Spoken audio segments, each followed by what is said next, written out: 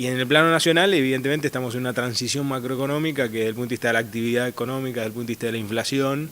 el gobierno está orientado a hacer una serie de correcciones que uno podrá estar a favor o en contra, pero que había anunciado,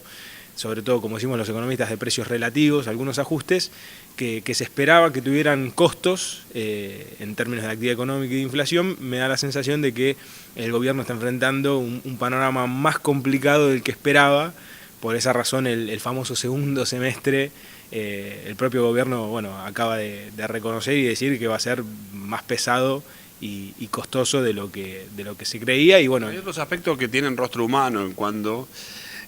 toma una decisión el Estado Nacional. Otras estaban relacionadas a impactos más físicos, si se quiere. Ahora esto del rostro humano, la quita de la porción del IVA para la compra en la canasta familiar para los jubilados y beneficiarios de planes sociales. ¿Qué impacto crees que puede llegar a tener esto? Ahí para medir el impacto lo que va a ser decisivo es tener en cuenta que la Argentina tiene un grado todavía de informalidad de su economía relativamente elevado.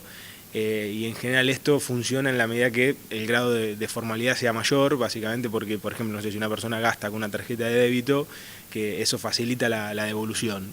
En cualquier caso, sea mayor o menor el impacto son medidas que, insisto, hay que celebrarlas, mucho más en contextos como este, donde además de, por ejemplo, de las cuestiones macroeconómicas que hablábamos recién, por ejemplo, la devaluación, después vino con quita de retenciones, que además se demandaba, pero luego se aumentaron las tarifas del transporte y la energía, y si vos focalizás en eso, los sectores de ingresos más bajos de la población son los que más sufrieron con esas medidas, y entonces está bien que se piense en otras que compensen, así como está la tarifa social, en este caso que tributarias, que tratan de compensar eso para sostener los ingresos de los sectores más bajos, lo cual tiene un doble beneficio que desde el punto de vista social, con el rostro humano, y desde lo económico, porque los sectores de ingresos más bajos son los que más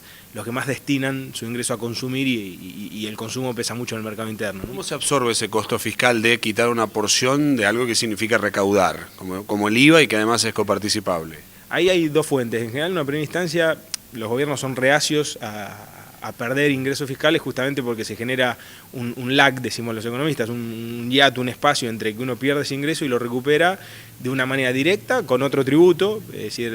en la Argentina es increíble, pero la estructura tributaria es bastante regresiva en algunos aspectos, ganancias, IVA y aportes a la seguridad social es lo fundamental, pero por ejemplo hay sectores, todos los que ganan con las transacciones financieras no están grabados en Argentina, sí en Brasil y en Chile, ahí se podría avanzar.